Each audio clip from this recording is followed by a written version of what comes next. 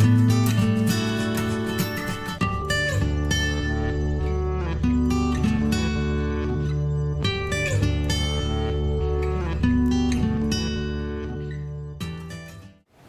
welcome to Cuppa Joe, and this is great. It's podcast number 5. We're excited to have you with us today. We're celebrating the 4th of July, Independence Day, even though it's the day after. We had a great weekend. How about you, Melissa?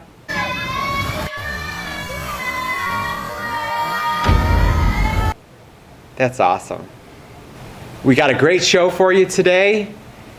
We have Royce Calhoun joining us from the Pentad. Finally got a member of the Pentad to join us. We also have my boss, Terrence McGuire, who is leaving us. Yeah, he's leaving us. And we will hear from Terry about his new position and what he'll be doing. Also, we have from the Canteen, John will be stopping by. I think we're going to talk about Taco Tuesday and a little bit about what's going down in the Canteen. Melissa, you're awfully quiet today. What's going on? Really? Okay, so let's just bring Royce on. We're looking forward to talking to Royce. Okay, and we're back with Royce Calhoun, the Associate Medical Center Director. Nice title. Yes, Hi. it is. Thanks for joining us. It's nice to finally get a member for the Pentad down on the podcast. Hopefully I won't scare the others away. No, not at all. So how was your 4th of July? Oh, it was great. It was a staycation because, again, that weird, it's on a Tuesday, so we didn't go away anywhere. So I had family at the house, a little cookout, and a little relaxation. It was a good day. Awesome. Very good day. Ours we went to our family. Same thing every year. Fireworks. They spend way too much money on fireworks, but it was fun. Good food, though, right? Good food. Awesome food. So, Royce, how long have you worked at the VA? Wow.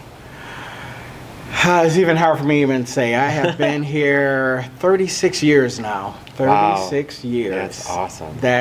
You're quite the fixture around here, right? Do I dare say that? Yes. Do feel like part of the furniture, but yes, I have for 36 years. So what was your first job at the VA? First of all, born and raised in Buffalo, so I've always seen the building here on Bailey Avenue. So family and friends used to work here. My dad got his care here, and someone encouraged me to apply. So I was actually a temp employee. Fiscal is my background, so I came in as an accounting tech, worked my way through the fiscal system. I was a budget analyst, CFO in the numbers fiscal guy. world. I didn't know Yes, that. I'm a numbers guy for sure. Awesome. So we've met a lot of the people that are under you. They've been on the podcast. We've had Ray, we've had Nick, and who is the other one? Joan Chips. Yes. And Hopefully you said nice things about me. we did. They did. Absolutely. So what does your job entail? What's involved with being? So as the Associate Medical Center Director, administrative areas fall directly up under me. Some of those services you have mentioned, EMS, VA Police, Voluntary Service, or they have that new title now. I'm still working on it myself.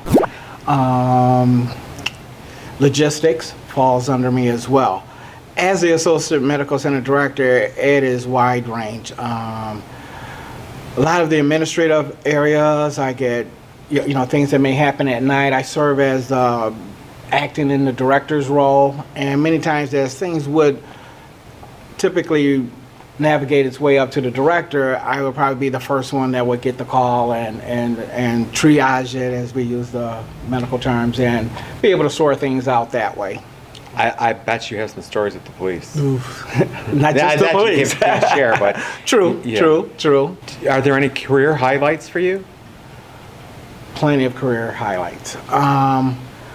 Give you a couple examples. For me personally, my time as the assistant director, I spent a lot of time in Batavia. So on the Batavia campus, beautiful 48-acre campus. Spent a lot of time on the CLC, or the long-term care area.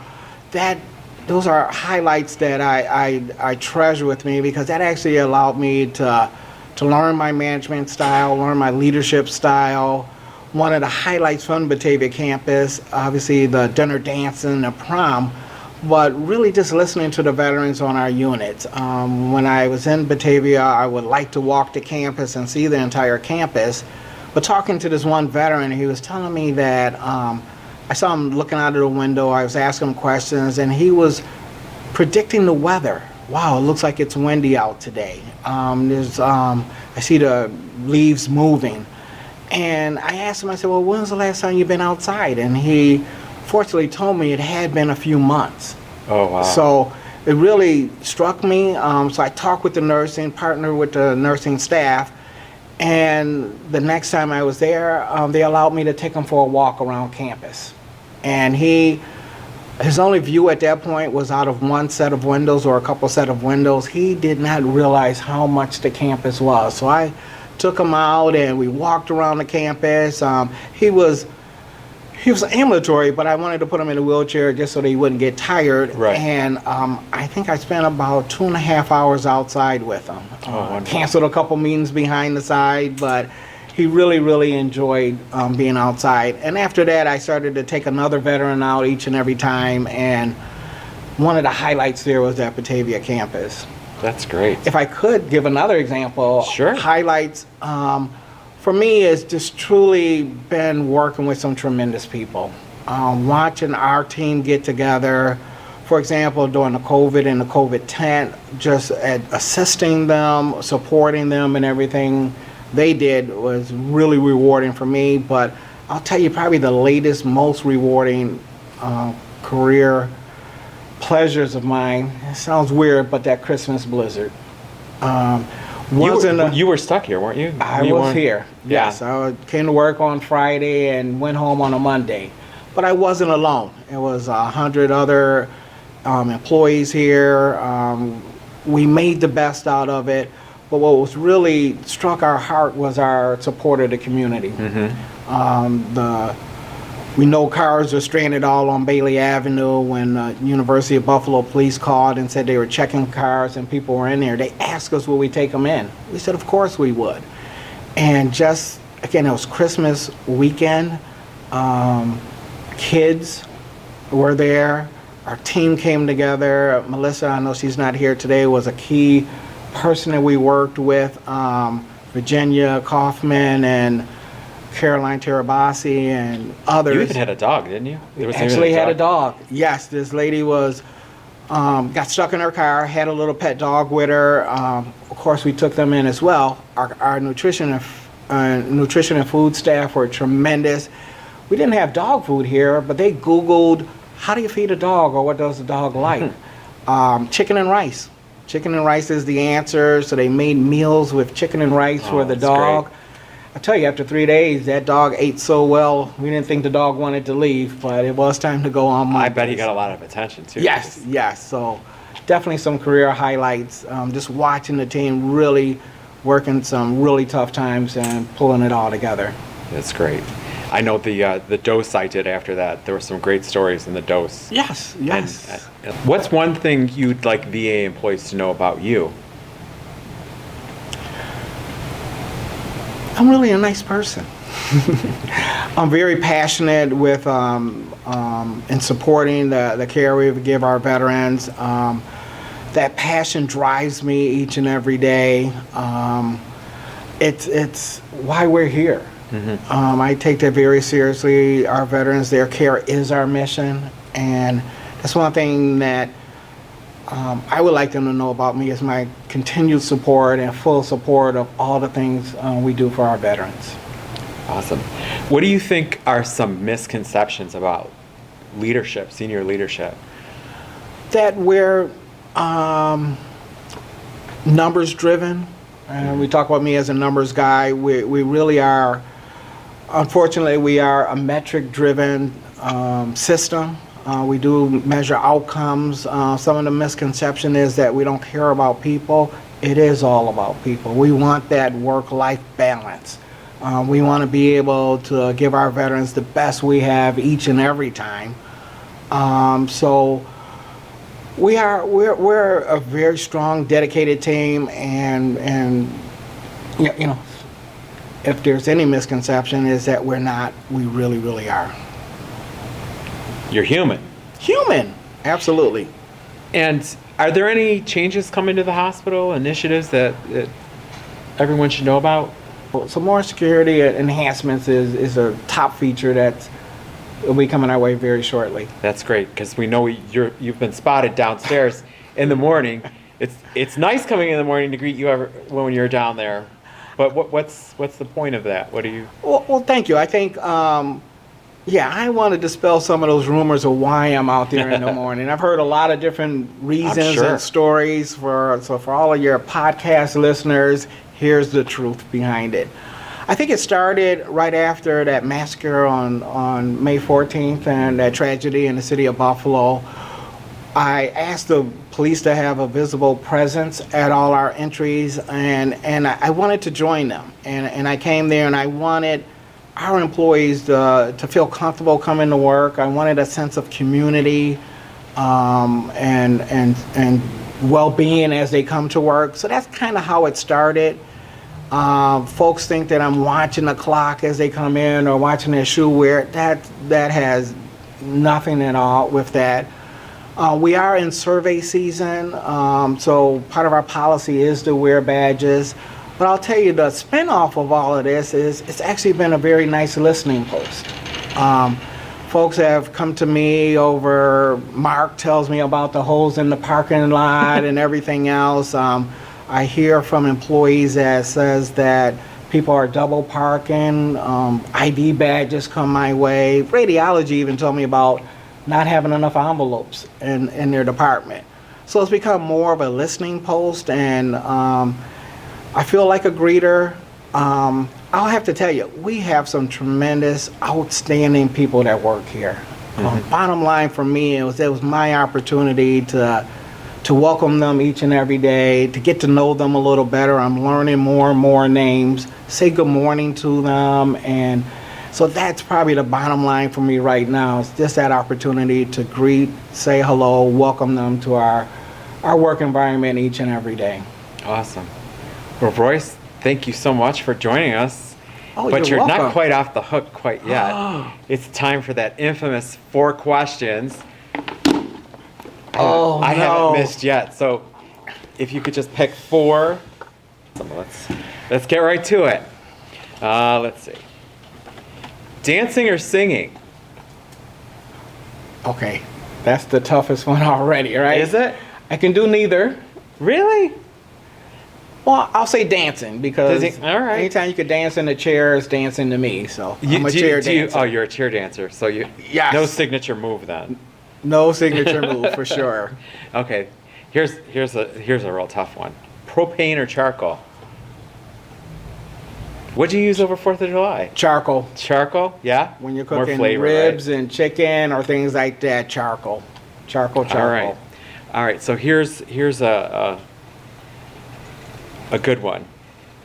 You're stranded on a desert island with other Pentab members. Who are you choosing to eliminate? Like, think of a survivor. Who's getting eliminated first? David Rowe. Dave Rowe, first executive. He's out. He's out. Yes. No real reason, but just Dave is.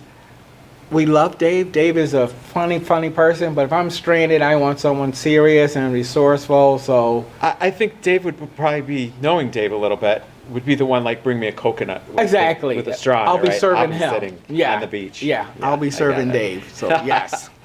And then last question, imaginary friend or guardian angel? Guardian angel. Guardian angel. There you have it, folks. We all need one. Yes. Thanks again, Royce. Thank It you, was Joe. Awesome. Thank you. Oh, wait a minute. Cheers. Yes. Yes. Cheers. Thank you. We're back with Terry McGuire, Public Affairs Officer here at Western New York, VA Medical Center. Terry, you're leaving us. I'm a short timer, a very short timer. This is sad and good news at the same time. I will miss you. I think it's going to be great. I think it's going to be great for all entities concerned, and I get out on the road more often and help veterans connect to VA care, which is a really important thing for our system. I think I'll be handling mainly upstate New York geography to help find where those veterans are that maybe have not been connected to our care and would like to get connected to care through things like the PACT Act that we've been talking a lot about, the Promise to Address Comprehensive Toxics Act. So hopefully I'll get out and get to do some sales jobs. So what's your new role, title, where you're reporting to? Well, the official title is still Public Affairs Specialist or Officer, working for the Vision, but I think they're still working some of the exact title stuff out for my business card. But it's part outreach, it's part analyst, it's part salesman. So it's going to be interesting to see what the actual title will be at the end of the day. How long have you been here at this hospital? December of 14. December 14 is when I first came on board. I replaced a lady by the name of Barb Sullen, and Evangeline Conley was my boss and mentor for all those years, and here we are, ready to transfer the role down to others and like yourself, and hopefully we've imparted a lot of knowledge already in the 1 year that we've already worked together. So it's learned been a lot. So do you have any memories that stick out, funny or? I was thinking about this. Is like one of the things that really kind of I remember that was kind of funny in a way. It was kind of a disaster for a while, but I was in the director's suite, and all of a sudden I hear these pitter patters and leaks and things from the ceiling, and it was starting to come down a little bit, and then all of a sudden it came down in a torrent. The air conditioning system broke, and a lot of water collected into the duct system, and then eventually it exploded. And so the whole director's suite plus part of the other parts of the 11th floor were basically submerged and were run around with buckets. It was like a World War II movie, submarine movie, with depth charges and everybody trying to keep the water from damaging the craft.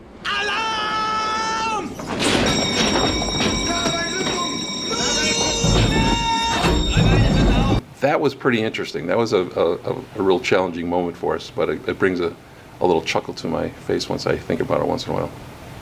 Is there anything that you remember with fondness? Any warm? Well, fondness, it's not about this building.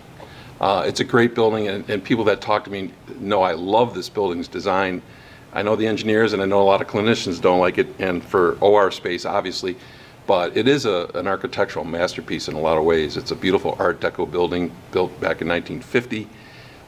But it's not about this building. It's really about the people in it. We have a lot of great people, very dedicated people. So I was just gratified to work with a lot of folks that were all in on taking care of veterans care first and foremost. And so serving with them on that mission really meant a lot to me. All right. Do you have anything else to say before we cut away?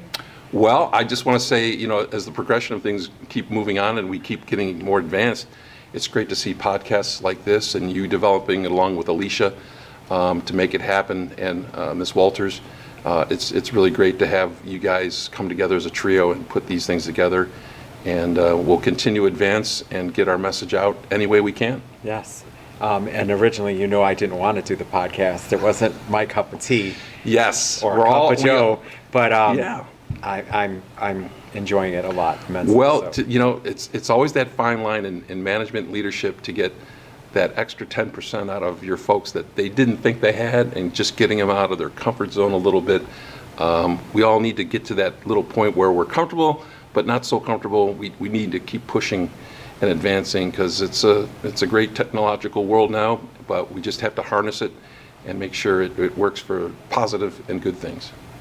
Well, I appreciate you. You'll be missed, and I know you'll be around. So yep, gonna miss you too. Your phone's gonna be blowing up. We will see each other again. I'll be in this building a lot. Great. Thanks, Terry. Cheers to you.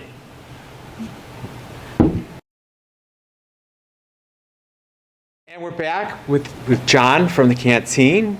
Thanks for having me, Joe. Thanks. Not Josh Allen, John Allen. If only, right? Melissa called you. I don't know if you saw the podcast. She called you Josh. Of course you did. We had to correct her. So, how was your 4th of July? It was great. Spending all day with family, cooking out, and hanging out with the kids at the pool. Nice. It was a good day. All right. Nice and smoky up there in Niagara Falls. So. Thanks, Canada. Yeah. So, what's new in the canteen? Oh, all sorts of stuff. Nothing. No, talk about the new bar that you've got. The new. Yeah, in the cafeteria we've got the new creation station. That's our current focus. So we have a rotating menu. We just started Cubans that replaced a Southwest style sandwich that we had the last couple of weeks. That'll continue to rotate until we go to a new concept. Great. You used to give me a menu to put up Did. that I haven't seen in a while. Yeah, that's more about my time management than. Is your assistant manager still down there? No, Oh. we have a returning favorite, someone that worked for us before. A lot of people remember Roy, but he'll be starting with us at the end of next week, first week of July. So he should be able to come in and help us out right away. He's used to the environment. He's been here Oh, before. I'm glad to hear that. So we're looking forward to it. Good.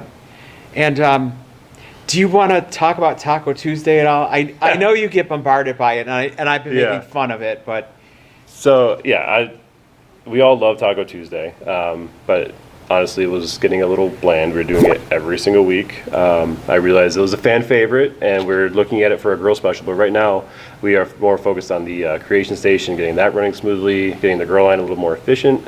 And as I bring in more people, we've got plenty of new team members. Then we can circle back and look at Taco Tuesdays. I mean, you might see it in the near future as a grill special, but okay, great. Okay. And I noticed too, over the last few months, you guys have made a lot of changes in the store. yes.